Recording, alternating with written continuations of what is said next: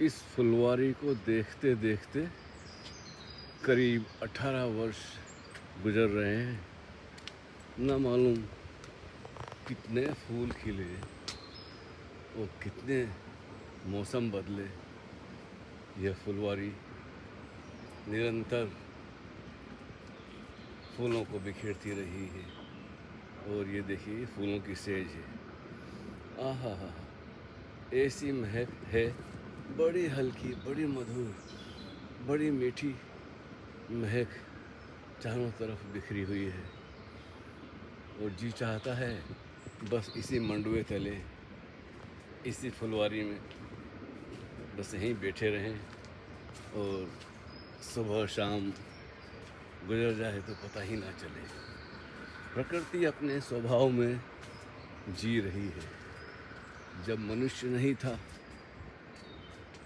इस पृथ्वी पर, जब इंसान नहीं था, तब भी ये सब कार्यक्रम या मौसम का बदलना, फूलों का खिलना, फलों का शाखों पर लद जाना, सब चलता ही रहता था। लेकिन मनुष्य ने आकर कुछ सौंदर्य में बढ़ोतरी तो की है, लेकिन विनाश भी बहुत किया है। एक तरफ सौंदर्य के प्रेमी हैं जो इस ज़मीन को, इस पृथ्वी ग्रह को और भी सुंदर बनाने में, समृद्ध बनाने में लगे रहते हैं। और कुछ ऐसे लोग भी हैं जो इसे नष्ट करने में, बर्बाद करने में, मिटाने की कोशिश कर रहे हैं। मनुष्य अजीब सा प्राणी है। मनुष्य को छोड़कर अगर हम जाएं प्रकृति में, पहाड़ों में, पर्वतों में, नदी किनारे, रेगिस्तानों में, कहीं कोई उपद्रव नहीं है। हर एक पशु पंछी अपने निजता में, अपने स्वभाव में जी रहा है। लेकिन जब से आदमी आया है, न मालूम क्या है कि लड़ता रहता है, झगड़ता रहता है। कुछ मित्र कहते हैं स्वामी जी आजकल आप कुछ वीडियो नहीं बनाते, लिखते भी नहीं। जब से ये ईरान का और ये सब इजराइल का और दुनिया भर का जो लड़ाई चल रही है, जो जंग हो रही है, एक दूसरे पर बम फेंक रहे हैं, बर्बाद कर रहे हैं। एक घर बनाने में एक आदमी को बरसों लग जाते हैं और ये पूरा का पूरा शहर, गांव बर्बाद कर देते हैं, तोड़ फोड़ कर मार डालते हैं एक दूसरे के खून के प्यासे। समझ नहीं आता। ये सब देख के अभी बांग्लादेश में देखिए, ईरान में देखिए, कितने बरसों से इतना जघन्य अपराध चल रहा था। लाखों लोगों को उन्होंने मार डाला। सुंदर युवतियों को, लड़कियों को, स्त्रियों को बुर्का डाल के उन्होंने कब्जा कर रखा है। 9 साल की उम्र में उनकी ज़बरदस्ती शादी की जाती है। इतना अन्याय समझ में नहीं आता। आखिर ये लोग कैसे हैं? सोचता हूँ तो दिल भर आता है, चुप हो जाता हूँ, सोचता हूँ कि क्या किया जाए। इतना हेल्पलेस, इतना असहाय महसूस करता हूँ कि मैं अपने बाग बगीचे में चला आता हूँ, इनको निहारता हूँ, इनके सौंदर्य को देखता हूँ तो बड़ा अच्छा लगता है। क्योंकि सब अपने स्वभाव में जी रहे हैं। मनुष्य को अपने स्वभाव का पता नहीं है। एक कुत्ता जब पैदा होता है तो कुत्ते की तरह पैदा होता है। उसके अंदर इनबिल्ट पूरी संभावना जो हो सकती है वो पहले से ही मौजूद होती है। उसे कुछ नया नहीं खोजना पड़ता है, नया करना नहीं पड़ता है। कुत्ता हो, बिल्ली हो, घोड़ा हो, हाथी हो, शेर हो, चूहा हो, खरगोश हो, लोमड़ी हो, पानी के अंदर देखें तो कितने जीव हैं, सब इनबिल्ट है, उनके प्रोग्रामिंग हुई है।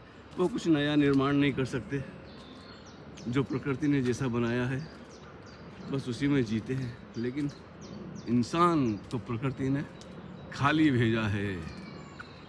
मस्तिष्क का विकास हुआ है, सोचने की, समझने की कुव्वत उसके अंदर धीरे धीरे बढ़ी है। और यहाँ तक बढ़ी है कि हम चांद पर पहुँच गए, सितारों पर पहुँच रहे हैं। निर्माण भी बहुत हुआ, लेकिन वो निर्माण बड़ा विध्वंसक प्रतीत हो रहा है। हम एक दूसरे को मिटाने में लगे हैं। हालांकि एक देश को, एक मुल्क को दूसरे मुल्क की मदद करना चाहिए, सहायता करनी चाहिए कि तभी सभी लोग समृद्ध हों, सभी खुशी से जिए। लेकिन ईर्ष्या है, कंपटीशन है, एक दूसरे को मिटाकर आगे बढ़ना चाहते हैं। लूट मार खसोट, और सारे धर्मों के, सारे मजहबों के, रिलीजन के लोग इसमें शामिल हैं, जो बिलीव करते हैं, जो भरोसा करते हैं सुनी सुनाई बात पर, और फिर एक दूसरे से नफरत करने में लग जाते हैं। इस तरह की बातें मेरे ख्याल में आती रहती है। तो मैं कहता हूँ कि क्यों परेशान करना अपनी तलाश में, सत्य की तलाश में। किसी को कोई रुचि नहीं है, किसी को कोई इंटरेस्ट नहीं है। आसमान में चाहिए कोई खुदा, कोई ईश्वर, कोई अल्लाह, कोई गॉड। कहीं दूर मंदिर में, मस्जिद में, काबे में, कैलाश में, गिरजाघर में, चर्च में, गुरुद्वारे में, न मालूम हमने एक कल्पना की है, एक तस्वर किया है? सिर्फ इमेजिनेशन है, इंसान की बनाई हुई, लोगों ने समझा दिए और बचपन से हम उसी को सच मान बैठे हैं। इसलिए सारी दुनिया इन रिलीजन वालों से बड़ी परेशान है। असली लड़ाई झगड़े की, दुश्मनी की वजह ये सारे धर्म है, रिलीजन है, विश्वास है। बिना जाने, बिना तलाश किए, बिना खोजबीन किए हमने बहुत सारे झूठों को मान रखा है। लेकिन किस किस को समझाएं? लोग समझना ही नहीं चाहते, सुनना ही नहीं चाहते। जरा सी बात कहो तो वो भड़क जाते हैं, गुस्सा हो जाते हैं, आप ऐसी बात करते हैं।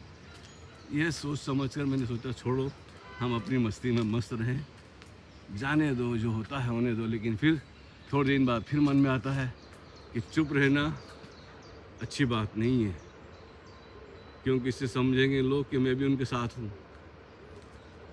तो ऐसा है कि जी चाहता है कुछ कहूँ, कुछ कहने पे तूफान उठा लेती है दुनिया।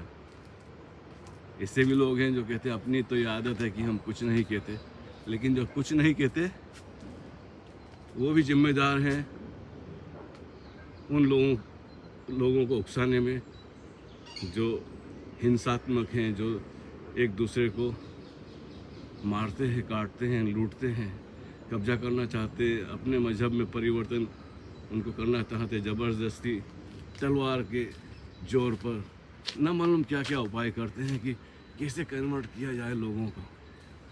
ये जो ज़बरदस्ती है ये बहुत घातक है। लोग भी डर के मारे, लोभ के मारे बदल लेते हैं अपना मजहब, धर्म। मैं किसी मजहब का, किसी धर्म का, किसी रिलीजन का कोई हिस्सा नहीं हूँ, क्योंकि ये बात ही गलत है कि किसी ने दुनिया बनाई है। और ये बड़ी दूर की बात है, खोपड़ी छाप। जितना भी सोचो आप सोच समझ के विचार से पता नहीं लगा पाएंगे। लेकिन जो मौजूद है, जो हमारे चारों तरफ फैला हुआ है और जिसमें हम शामिल हैं, तो हमें तो अपना पता लगाना चाहिए सबके पहले कि हम कौन हैं, मैं कौन हूँ, मैं कैसे आया इस दुनिया में और कब तक रहूँगा। जो समय मुझे मिला है, पक्की गारंटी है कि मैं इतना समय पूरा कर पाऊँगा। अगले ही दिन मौत भी आ सकती है। मौत तो कभी भी आ सकती है, मृत्यु तो कभी भी हो सकती है। ये शरीर कभी भी छिन जाएगा, फिर मेरा होना कहाँ होगा। ये रहस्य की बातें हैं, इसकी खोज होनी चाहिए कि मैं कौन हूँ, कहाँ से आया हूँ, कहाँ जाऊँगा। इसका पता लगाना चाहिए, बजाय इसके कि किसने बनाई है, क्यों बनाई है। ये बकवास बहुत हो चुकी है और लोग इसी में उलझे हैं दिन रात। इतने सारे टीवी प्रोग्राम हैं, डिबेट हो रही है, एक दूसरे को गलत साबित करने में और अपने को सही साबित करने में लोग लगे हुए हैं। इसके पहले कि वो अपना पता लगाएं, हम उसकी बात करते हैं जिसने ये दुनिया बनाई, क्यों बनाई, इंसान को किस लिए बनाया। ये सब माथाफोड़ी है, उपद्रव है, दिमागी कसरत है। इसका नतीजा कहीं निकलता नहीं है सिवाय झगड़े फसाद के, एक दूसरे को गालियां देने के या निंदा करने के, आलोचना करने के। हर एक अपनी किताब को, अपने विश्वास को सच समझता है, लेकिन खोज कोई नहीं करता। और जीवन है, मनुष्य के पास बुद्धि है, अक्ल है, दिमाग है, सोचने समझने की शक्ति है, प्रयोग कर सकता है, ढूंढ सकता है। बाहर का जगत में तो कोई गारंटी नहीं, अनंत है विस्तार इस जगत का, लेकिन हम मौजूद हैं।